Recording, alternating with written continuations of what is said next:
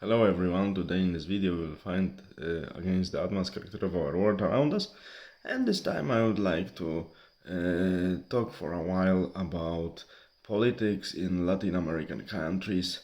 As we see in recent months, the success of Mr. Milei in his electoral campaign for the president of Argentina,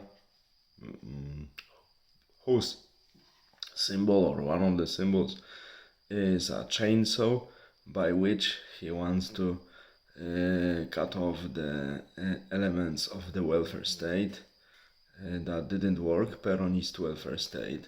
And why I find this recent events quite interesting, because Argentinian society is famous for many things like beautiful woman, beef, and many things, and also very prosperous past. After Second World War, it was one of the most opulent countries in the world. But after Mr.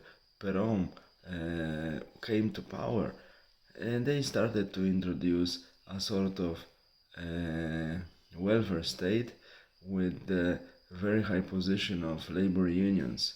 How it ended, we see. In recent decades, the national sport of Argentinians is announcing the national bankruptcy. So suddenly, this society, and this is only a strange thing in my opinion, elected or something happened that Mr. Milei, very right-wing and ultra-liberal politician, was elected.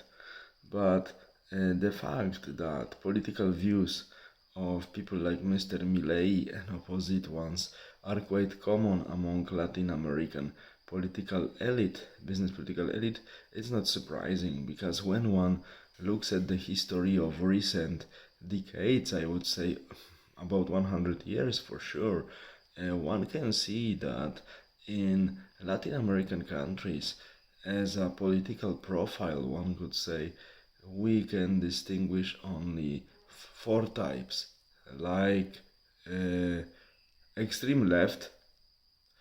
We see like famous Che Guevara's, Noriegas, and so on, or or nationalists with two types of nationalists, two types of approach of economy.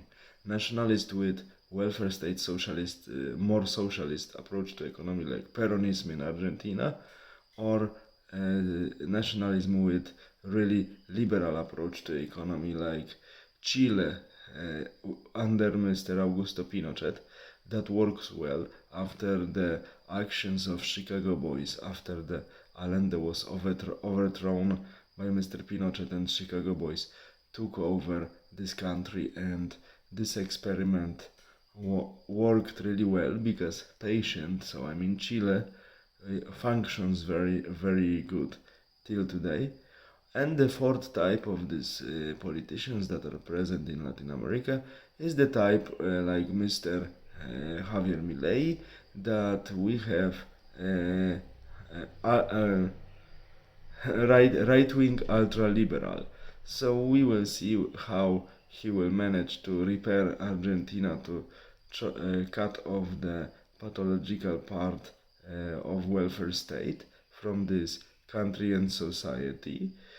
But we see that Latin American people like mainly political radicalism.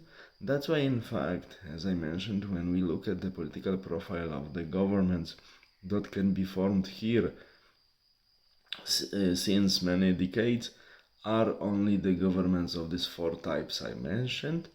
And we have to say that even dictatorship of Mr. Videla in Argentina, that ended in 1982 when they started a war with the UK for Falklands / Malvins in their language, we also experienced attempts of liberal political reforms, liberal attempts of introducing liberal economy-based market into Argentinian reality directly after Peronism, but it didn't work. So a junta of Mr. Videla tried to have some victory. They made an attempt with Falklands, they failed. And now, after few decades of repetitive bankruptcy, Argentinians changed their views completely to another radicalism, representative by Mr. Javier Milei. We will see how it will end up. In worst case, it will end up with another junta. This is the reality, the political reality of Latino countries, and it's not surprising because these societies are quite diverse in terms of welfare distribution, and still a relatively young population, and really I would say vivid temper and southern mentality, and this is the a little bit explosive mixture, in my opinion. And after these few remarks, we can sum up that is why this region of the world has not many bases to be politically stable for long. That is why this what European political elites dream to do, which is in line with their green agenda, that they would like to destroy European agriculture and start importing food from Ukrainian agricultural holding producers and mainly South America. It's not a good idea, because in case of some turmoils either on Ukraine, more serious, or in South America, and as we see from this what I presented you with respect to the political situation there, it's not difficult to have a political turmoils in South America either. I don't see this policy of exporting food from there and killing European agriculture at the same time very sustainable and very wise. All the best, have a nice day, bye.